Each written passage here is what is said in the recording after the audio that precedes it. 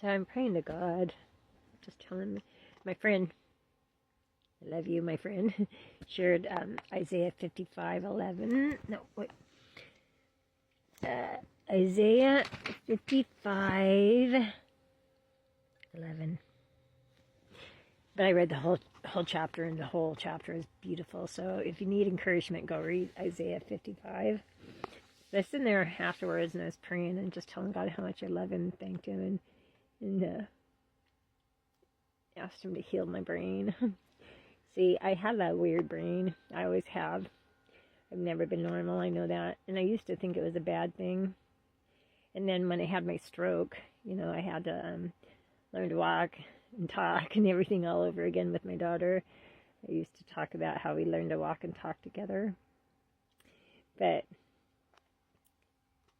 I struggle a lot with communicating with people, with, I don't know how to explain it, but so I was praying to God to heal my brain, and He just let me know there's nothing wrong with my brain. He said He created me this way, and He says I'm wonderfully made.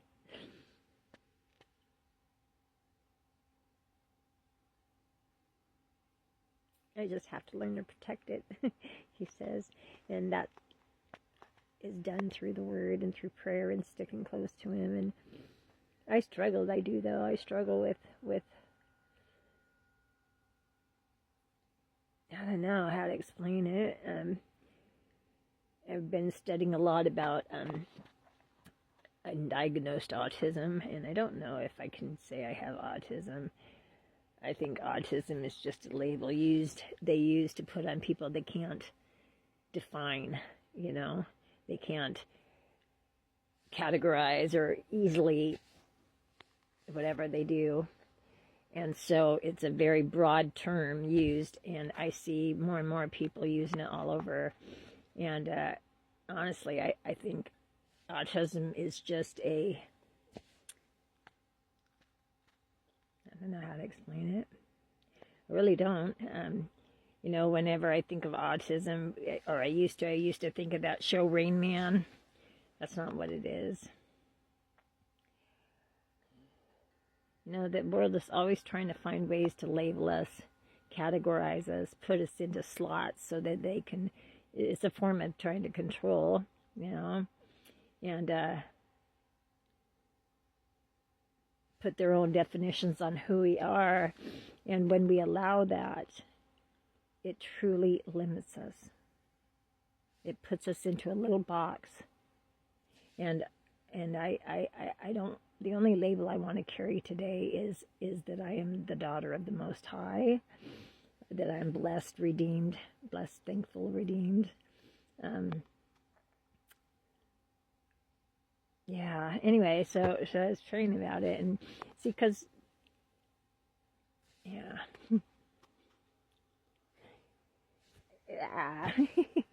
don't know if other people can relate, and I struggle with it because I know my stroke had a great impact on my ability to communicate.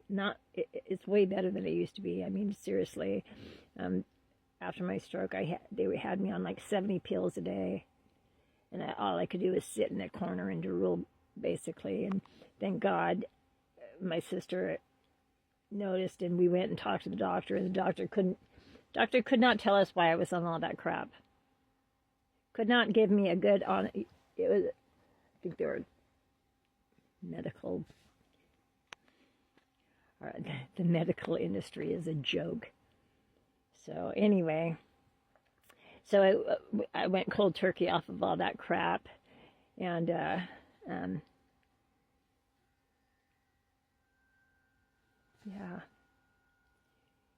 and I've never really studied on the power, the effect of it on me. I know that it did, it altered my brain, but God is capable of overcoming that.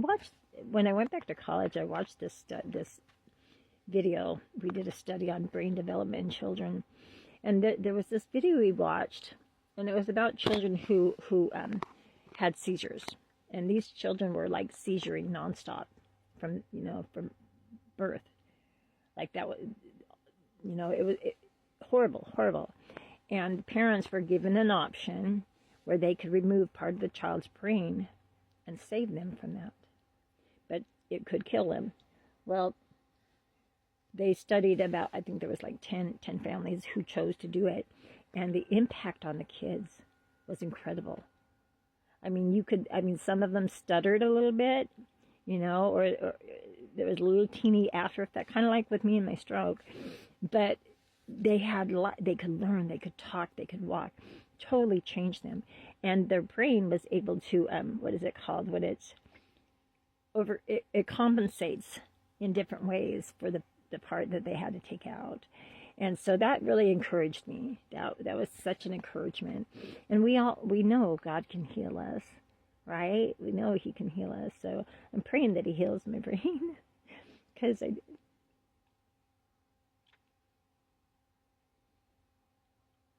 want to communicate with people. I want to have good relationships with people, and I don't know how. I don't know how. And it seems the harder I try, the worse I make things. Yeah. Yep. So, anyway. But it was so cool, and I'm praying now, and just for Him to comfort me that way, that He gave me that brain. He gave me the brain that I have. I just have to figure out how He wants me to use it. So anyway, yeah. He's such a good Father. I'm so thankful that He never gave up on me.